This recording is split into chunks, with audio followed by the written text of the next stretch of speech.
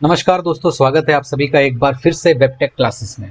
दोस्तों, जैसा कि आप जानते हैं हम चैप्टर 5 तक की क्लासेस कंप्लीट कर चुके हैं और दोस्तों हम चैप्टर 6 में कंसेप्ट ऑफ इंटरनेट और वर्ल्ड वाइड वेब तक के भी टॉपिक्स कवर कर चुके हैं। तो दोस्तों, अगर अभी तक आपने हमारे चैनल को सब्सक्राइब नहीं किया है तो हमारे चैनल को सब्सक्राइब जरूर कर लीजिए। और दोस्तों, वीडियो के डिस्क्रिप्शन में इस प्लेलिस्ट का लिंक है, आप वहां से जाकर प्रीवियस वीडियोज भी देख सकते हैं। आज की क्लास में दोस्तों हम बात करेंगे एप्लीकेशन ऑफ इंटरनेट की, वेबसाइट एड्रेस की, यूआरएल क्या होता है उसको देखेंगे, आईपी एड्रेस को थोड़ा और डिटेल में जानेंगे और उसके बाद दोस्तों हम आईएसपी को जानेंगे और उसका क्या रोल होता है। तो ये सारी चीजें दोस्तों हम आज की क्लास में कवर करेंगे। तो चलिए दोस्तों आज की क्लास शुरू करते हैं। आज की क्लास का दोस्तों पहला टॉपिक है एप्लीकेशंस ऑफ इंटरनेट।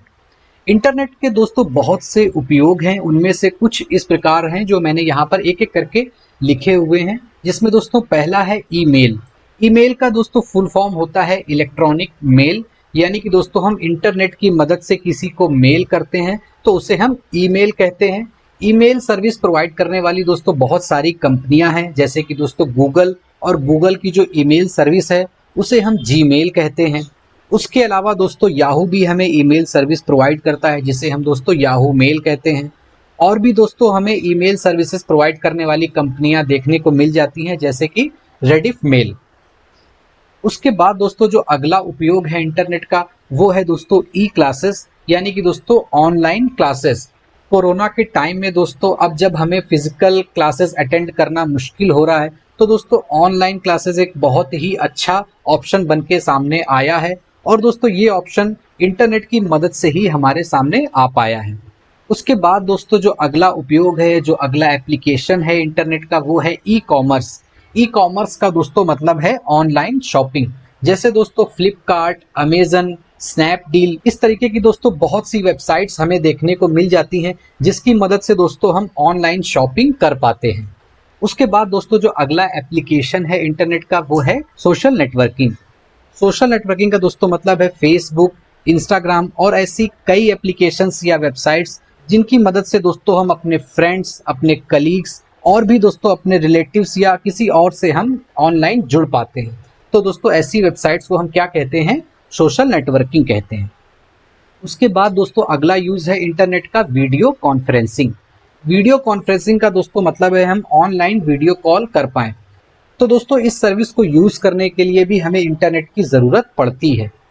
उसके बाद दोस्तों हम ई रिजर्वेशन भी इंटरनेट की मदद से कर पाते हैं। ई रिजर्वेशन का दोस्तों मतलब है हम ट्रेन टिकट्स, बस टिकट या फिर फ्लाइट्स की टिकट ऑनलाइन बना सकते हैं, कहीं भी दोस्तों हमें जाने की जरूरत नहीं पड़ती है। तो ये दोस्तों इंटरनेट की मदद से ही पॉसिबल हो पाया है। उसके अलावा दोस्तों हम ई बैंकिंग भी इंटरनेट की मदद से कर पाते हैं, यानी कि दोस्तों हम अपने बैंक अकाउंट्स को घर बैठे ही ऑपरेट कर पाते हैं। उसके बाद दोस्तों यहाँ पर जो लास्ट एप्लीकेशन आपको देखने को मिल रहा है वो है चैट एप्लीकेशंस, जैसे कि व्हाट्सएप, जिसकी मदद से दोस्तों हम अपने फ्रेंड से या किसी और से चैट कर पाते हैं। तो दोस्तों यहाँ पर मैंने कुछ एप्लीकेशंस इंटरनेट के लिखे हुए थे। आई होप कि दोस्तों आपको ये समझ में आ गया होगा। अब चलते हैं दोस्तों अपने अगले टॉपिक की तरफ, जो है website address and URL. Website address और यूआरएल में दोस्तों हमें अलग अलग कई टर्म्स देखने को मिल जाते हैं। टर्म्स का मतलब होता है दोस्तों शब्द। तो यहाँ पर दोस्तों हमें कई शब्द या टर्म्स देखने को मिल जाते हैं। एक एक करके दोस्तों पहले इन्हें भी समझ लेते हैं। तो जो पहला टर्म है दोस्तों वो है वेबसाइट।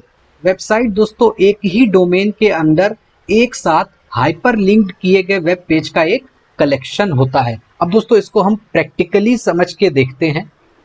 तो यहाँ पर दोस्तों हमारा ये वेब ब्राउजर ओपन हो गया है। वेब ब्राउजर में दोस्तों ये जो एरिया होता है इसे हम एड्रेस बार कहते हैं। यहाँ पर दोस्तों हम किसी भी वेबसाइट का एड्रेस टाइप करते हैं और उसके बाद एंटर की प्रेस करते हैं।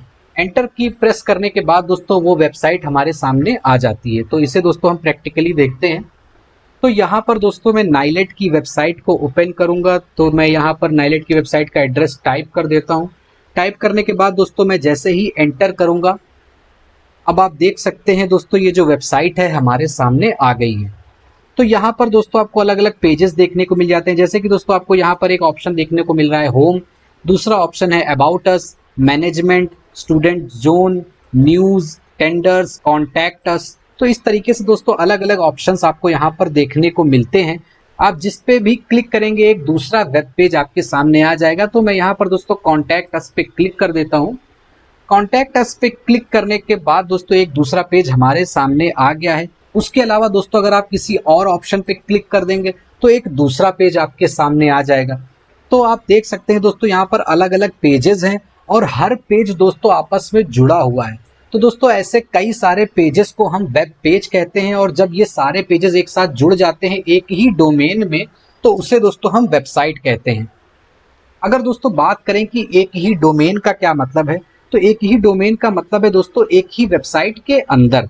अगर दोस्तों आप यहाँ एड्रेस बार पे ध्यान दें तो यहाँ पर लिखा हुआ है nilet.gov.in, फिर उसके बाद कुछ और कंटेंट लिखा हुआ है। अब दोस्तों अगर मैं यहाँ पर किसी और पेज पे क्लिक कर दूंगा, सपोज करिए मैंने मिशन पे क्लिक कर दिया, तो यहाँ पर दोस्तों ये वर्ड मिशन आ गया है। यानी कि दोस्तों ये अलग पेज है, प्रीवियस पेज अलग था, लेकिन दोस्तों स्टार्टिंग में जो लिखा हुआ है वो सब में सेम लिखा हुआ है, यानी कि दोस्तों nilet.gov.in। तो nilet.gov.in एक डोमेन है, इस डोमेन के अंदर अलग अलग पेजेस हैं। तो हर पेज को दोस्तों हम क्या कहते हैं, वेब पेज कहते हैं। तो इन सारे पेजेस को दोस्तों एक ही डोमेन के अंदर मिला दिया गया है, जिसे दोस्तों हम क्या कहते हैं, वेबसाइट कहते हैं। तो आई होप कि दोस्तों आपको समझ में आ गया होगा कि वेबसाइट क्या होता है और वेब पेज क्या होता है। उसके बाद दोस्तों अगला टर्म है वेब ब्राउज़र। वेब ब्राउज़र दोस्तों एक एप्लीकेशन सॉफ्टवेयर होता है जो किसी भी वेबसाइट को एक्सेस करने के लिए उपयोग किया जाता है। जैसे कि दोस्तों अभी हमने नाइलेट की वेबसाइट को ओपन करने के लिए फायरफॉक्स एप्लीकेशन का यूज़ किया था, उसी तरीके से दोस्तों अलग अलग एप्लीकेशंस आते हैं, जैसे कि दोस्तों गूगल क्रोम, इंटरनेट एक्सप्लोरर और ओपेरा। इस तरीके से दोस्तों बहुत से एप्लीकेशंस आते हैं जिनका यूज़ दोस्तों हम किसी भी वेबसाइट को एक्सेस करने के लिए कर सकते हैं। तो दोस्तों ऐसे एप्लीकेशन सॉफ्टवेयर को हम क्या कहते हैं, वेब ब्राउज़र कहते हैं। उसके बाद दोस्तों अगला टर्म है वेब सर्वर। वेब सर्वर दोस्तों एक कंप्यूटर होता है जो वेब क्लाइंट से रिक्वेस्ट एक्सेप्ट करता है और उन्हें रिक्वेस्टेड वेब पेज प्रोवाइड करता है। अब दोस्तों वेब सर्वर के साथ साथ हम वेब क्लाइंट को भी एक बार देख लेते हैं। वेब क्लाइंट क्या होता है दोस्तों, वेब क्लाइंट वो कंप्यूटर होता है जो किसी वेब पेज या वेबसाइट को एक्सेस करने के लिए वेब ब्राउज़र की मदद से रिक्वेस्ट भेजता है। तो ये दोनों ही टर्म दोस्तों आपस में जुड़े हुए हैं, एक है वेब सर्वर, दूसरा है वेब क्लाइंट। क्लाइंट वो होता है दोस्तों जो रिक्वेस्ट भेजता है और सर्वर वो होता है दोस्तों जो रिक्वेस्ट को एक्सेप्ट करता है और जो भी रिक्वेस्ट होती है उसे वो फुलफिल करता है। तो इसको भी दोस्तों हम प्रैक्टिकली देख लेते हैं। तो यहाँ पर दोस्तों हम वापस से अपने ब्राउज़र में आ गए हैं। ये दोस्तों फायरफॉक्स वेब ब्राउज़र है, जैसा कि दोस्तों आप यहाँ पर देख भी सकते हैं। तो यहाँ पर दोस्तों जैसे ही हम वेबसाइट का एड्रेस टाइप करते हैं और टाइप करने के बाद जैसे ही एंटर की प्रेस करते हैं तो एक रिक्वेस्ट जाती है और वो रिक्वेस्ट कहाँ जाती है दोस्तों, सर्वर के पास जाती है। और दोस्तों ये जो नाइलेट की वेबसाइट है ये किसी ना किसी कंप्यूटर पर होस्ट रहती है। तो जिस कंप्यूटर पे ये वेबसाइट होस्ट रहती है या यूं कहें सेव रहती है, वो कंप्यूटर होता है सर्वर कंप्यूटर, जिसे दोस्तों हम वेब सर्वर कहते हैं। और दोस्तों जो हमारा कंप्यूटर होता है उसे हम दोस्तों वेब क्लाइंट कहते हैं। हम रिक्वेस्ट भेजते हैं इस वेबसाइट को एक्सेस करने के लिए और दोस्तों इस वेबसाइट का सर्वर हमें ये वेबसाइट का पेज भेजता है। तभी दोस्तों हमारी कंप्यूटर की स्क्रीन पर या दोस्तों हमारी मोबाइल की स्क्रीन पर ये वेबसाइट दिखाई देती है। तो हमारा कंप्यूटर क्या हुआ दोस्तों, वेब क्लाइंट हुआ, और नाइलेट का कंप्यूटर क्या हुआ, वेब सर्वर हुआ। तो आई होप कि दोस्तों आपको ये समझ में आ गया होगा। उसके बाद दोस्तों अगला टर्म है वेबसाइट एड्रेस। वेबसाइट एड्रेस दोस्तों अभी हमने देखा कि एड्रेस बार में जो भी हम एड्रेस टाइप करते हैं किसी वेबसाइट को एक्सेस करने के लिए, उसे ही दोस्तों हम वेबसाइट एड्रेस कहते हैं। यह वेबसाइट का एड्रेस होता है जो उस वेबसाइट को एक्सेस करने के लिए वेब ब्राउज़र के एड्रेस बार में टाइप किया जाता है। जैसे कि दोस्तों nilet.gov.in। तो अगर दोस्तों हमें नाइलेट की वेबसाइट एक्सेस करनी है तो दोस्तों हम इस एड्रेस को टाइप करेंगे और जैसे ही एंटर की प्रेस करेंगे ये वेबसाइट दोस्तों हमारे सामने आ जाती है। उसके बाद दोस्तों अगला टर्म है URL। URL का दोस्तों फुल फॉर्म होता है यूनिफॉर्म रिसोर्स लोकेटर। दोस्तों जैसा कि इंटरनेट पे बहुत सारे रिसोर्सेज अवेलेबल होते हैं, तो दोस्तों उनकी जो लोकेशन होती है वो दोस्तों हमें URL से पता चलती है।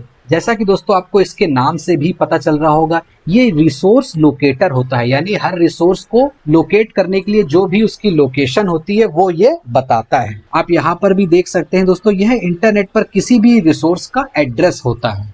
तो दोस्तों हमने देखा था कि नाइलेट की वेबसाइट का एड्रेस था nilet.gov.in। तो दोस्तों इसे हम नाइलेट की वेबसाइट का URL भी कह सकते हैं। उसके बाद दोस्तों हमारा अगला टॉपिक है IP एड्रेस। हालांकि दोस्तों हमने IP एड्रेस को पिछली क्लास में भी डिस्कस किया था, लेकिन दोस्तों हम यहाँ पर उसे थोड़ा सा और डिटेल में डिस्कस करेंगे। जैसा कि दोस्तों हमने पिछली क्लास में भी जाना था कि IP एड्रेस इंटरनेट से जुड़े हर कंप्यूटर का एक यूनिक एड्रेस होता है। यानी कि दोस्तों जितने भी कंप्यूटर इंटरनेट से जुड़ते हैं सबका एक अलग अलग एड्रेस होता है, जिसकी मदद से दोस्तों हम हर कंप्यूटर को पहचान पाते हैं। IP एड्रेस दोस्तों दो प्रकार के होते हैं। पहला होता है दोस्तों IPv4 और दूसरा होता है दोस्तों IPv6। अब दोस्तों इन्हें एक एक करके डिस्कस कर लेते हैं। पिछली क्लास में दोस्तों हमने जिस तरह के IP एड्रेस की बात करी थी वो था दोस्तों IPv4। तो सबसे पहले दोस्तों IPv4 की ही बात करते हैं। इसमें दोस्तों संख्या के 4 सेट होते हैं। सभी संख्याएं दोस्तों 0 से 255 तक होती हैं और उन्हें दोस्तों एक बिंदु द्वारा यानी डॉट द्वारा सेपरेट किया जाता है। जैसा कि दोस्तों आप यहाँ पर देख सकते हैं, पहली संख्या है 110, दूसरी संख्या है दोस्तों 23 यानी 23, तीसरी है 0 और चौथी है दोस्तों 215। तो जैसा कि दोस्तों आप यहाँ पर देख सकते हैं IPv4 में 4 संख्याएं हैं और दोस्तों हर संख्या को यहाँ पर एक बिंदु द्वारा सेपरेट किया गया है। जैसे जैसे दोस्तों इंटरनेट का विस्तार होता गया उसमें बहुत सारे कंप्यूटर्स जुड़ने लगे और दोस्तों ये नंबर छोटा पड़ने लगा। इसीलिए दोस्तों हमें एक बड़े नंबर की ज़रूरत पड़ी। इसीलिए दोस्तों आज की डेट में हम IPv6 का यूज़ करते हैं। IPv6 दोस्तों हेक्साडेसिमल नंबर के 8 सेट होते हैं। जैसा कि दोस्तों यहाँ पर 4 सेट होते हैं, यहाँ पर दोस्तों कितने सेट होते हैं? 8 सेट होते हैं। और दोस्तों IPv4 में हमने देखा कि एक बिंदु द्वारा सेपरेट करते हैं, लेकिन दोस्तों IPv6 में हम कोलन द्वारा सेपरेट करते हैं। तो आप यहाँ पर देख सकते हैं 8 सेट हैं। यहाँ पर देखिए 1 2 3 4 5 6 7 और 8, टोटल 8 सेट हैं। और यहाँ पर आप ध्यान देंगे तो कोलन द्वारा ये सेपरेटेड है। उसके बाद दोस्तों आपको एक यहाँ पर नया टर्म देखने को मिल रहा है, हेक्साडेसिमल नंबर। अब थोड़ा सा ब्रीफ में दोस्तों हेक्साडेसिमल नंबर को भी जान लेते हैं कि ये क्या होता है। जैसा कि दोस्तों हमने अपनी प्रीवियस क्लासेस में जाना था कि कंप्यूटर सिर्फ बाइनरी समझता है, यानी कि 0 1 समझता है। तो दोस्तों एक नंबर सिस्टम होता है बाइनरी, जिसमें सिर्फ और सिर्फ हमें 0 और 1 देखने को मिलते हैं। दूसरा नंबर सिस्टम होता है दोस्तों डेसिमल नंबर, जिसमें दोस्तों 0 से 9 तक के नंबर्स होते हैं, यानी टोटल 10 नंबर्स होते हैं जो दोस्तों हम जनरली यूज करते हैं। और यहाँ पर दोस्तों एक नया नंबर सिस्टम हमें देखने को मिला, वो है हेक्साडेसिमल नंबर। हेक्साडेसिमल नंबर में दोस्तों टोटल 16 नंबर्स होते हैं। और 16 नंबर को दोस्तों हम कैसे रिप्रेजेंट करते हैं? पहले तो हो गए दोस्तों 0 से लेकर 9, तो टोटल कितने नंबर हो गए? 10। फिर उसके बाद दोस्तों हो गए A to F, यानी कि A B C D E और F, टोटल कितने नंबर हो गए? 6। तो इन 10 नंबर को और इन 6 अल्फाबेट को मिला के दोस्तों टोटल 16 नंबर्स बन जाते हैं। तो इसे ही दोस्तों हम क्या कहते हैं? हेक्साडेसिमल नंबर कहते हैं। अब अगर दोस्तों आप इन नंबर्स को अगर ध्यान से देखें तो आपको यहाँ पर कुछ अल्फाबेट्स भी देखने को मिलते हैं। जैसे कि दोस्तों आप यहाँ पर देख सकते हैं A और E लिखा हुआ है, यहाँ पर ACA लिखा हुआ है। तो इसका मतलब दोस्तों यही है कि यहाँ पर हेक्साडेसिमल नंबर्स यूज किए गए हैं। उसके बाद दोस्तों अगर आपको अपने सिस्टम का IP एड्रेस देखना हो तो आप दोस्तों कमांड प्रॉम्प्ट में ये कमांड टाइप करोगे। क्या कमांड है? ipconfig। तो दोस्तों इसे भी अब हम प्रैक्टिकली देख लेते हैं। तो मैं यहाँ पर दोस्तों सबसे पहले कमांड प्रॉम्प्ट ओपन कर लेता हूँ। ये दोस्तों ये कमांड प्रॉम्प्ट ओपन हो गया है और इसके फॉन्ट को मैं थोड़ा सा बड़ा कर देता हूँ सो दैट कि आपको दिखाई दे। और दोस्तों मैं यहाँ पर टाइप करता हूँ ipconfig, IPCONFIG। उसके बाद दोस्तों मैं यहाँ पर एंटर करूँगा। तो अब आप देख सकते हैं दोस्तों यहाँ पर कई सारी चीज़ें आ गई हैं। लास्ट में दोस्तों आपको 2 चीज़ें देखने को मिल जाती हैं। पहली है IPv6 एड्रेस और दूसरी है IPv4 एड्रेस। IPv4 में दोस्तों हमने देखा था कि वो 4 नंबर्स के सेट होते हैं। तो आप यहाँ पर देख सकते हैं ये 4 नंबर्स हैं। और IPv6 में दोस्तों आप यहाँ पर देख सकते हैं ये 8 नंबर्स हैं। 8 नंबर का सेट होता है। तो आई होप कि दोस्तों आपको समझ में आ गया होगा कि हम IP एड्रेस अपने सिस्टम का कैसे देखते हैं और ये क्या होते हैं। उसके बाद दोस्तों हमारा आज का लास्ट टॉपिक है ISP। ISP का दोस्तों फुल फॉर्म होता है इंटरनेट सर्विस प्रोवाइडर। जैसा कि दोस्तों इसके नाम से भी बहुत क्लियर है, ये इंटरनेट की सर्विस प्रोवाइड करता है। यह दोस्तों एक ऐसी कंपनी होती है जो इंटरनेट की सेवाएं या इंटरनेट की सर्विसेज को प्रोवाइड करती है। जैसे कि दोस्तों हम किसी कंपनी का सिम खरीदते हैं, चाहे दोस्तों वो एयरटेल हो, जियो हो, आइडिया हो या फिर कोई और कंपनी हो, तो ये कंपनियां दोस्तों हमें इंटरनेट की सर्विसेज प्रोवाइड करती हैं, इसीलिए दोस्तों हम इन्हें आईएसपी भी कह सकते हैं। अब अगर बात करें दोस्तों इनका रोल क्या होता है या इनका काम क्या होता है, तो दोस्तों इनका मेन काम होता है यूजर को नियरेस्ट गेटवे से जोड़ना।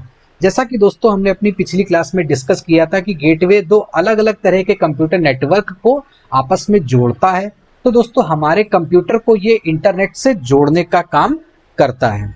आई होप कि दोस्तों आपको आज की क्लास समझ में आई होगी। अगर दोस्तों आपका कोई डाउट है तो आप हमसे कमेंट सेक्शन में जरूर पूछ सकते हैं। अब बात करते हैं दोस्तों आज के क्वेश्चंस की। पहला क्वेश्चन है दोस्तों, what are the types of IP addresses? IP address के टाइप क्या क्या होते हैं? दूसरा क्वेश्चन है दोस्तों, write full form of URL. आपको यूआरएल का फुल फॉर्म बताना है। क्लास खत्म करने से पहले दोस्तों बात कर लेते हैं पिछली क्लास में पूछे गए क्वेश्चंस के आंसर्स की। तो पहला क्वेश्चन पूछा था दोस्तों, which networking device is used to connect to dissimilar network? यानी कि दोस्तों दो अलग अलग तरह के नेटवर्क को आपस में जोड़ने के लिए हम कौन सी डिवाइस का यूज करते हैं? तो दोस्तों इसका सही आंसर है गेटवे। दूसरा क्वेश्चन पूछा था दोस्तों, IP address is combination of how many numbers? तो दोस्तों पिछली क्लास में हमने IPv4 एड्रेस को ही यूज किया था, तो उसके अकॉर्डिंग दोस्तों इसका आंसर है 4। लेकिन दोस्तों आज की क्लास में हमने जाना कि आईपी एड्रेस दो तरह का होता है, एक होता है IPv4 और दूसरा होता है IPv6। IPv4 में दोस्तों 4 नंबर का कॉम्बिनेशन होता है और IPv6 में 8 नंबर का कॉम्बिनेशन होता है। तो आज की क्लास में दोस्तों इतना ही है। अगर आपको ये क्लास पसंद आई है तो वीडियो को लाइक जरूर कीजिए, और दोस्तों अगर आप इस चैनल पर नए हैं तो हमारे चैनल को सब्सक्राइब जरूर कीजिए, जिससे कि दोस्तों आपकी कोई भी क्लास मिस नहीं हो। और दोस्तों आप इस चैनल को अपने फ्रेंड्स के साथ भी शेयर कीजिए जो SSC की या O लेवल की तैयारी कर रहे हैं। तो मिलते हैं दोस्तों अपनी अगली क्लास में, तब तक के लिए bye bye, take care and thank you for watching.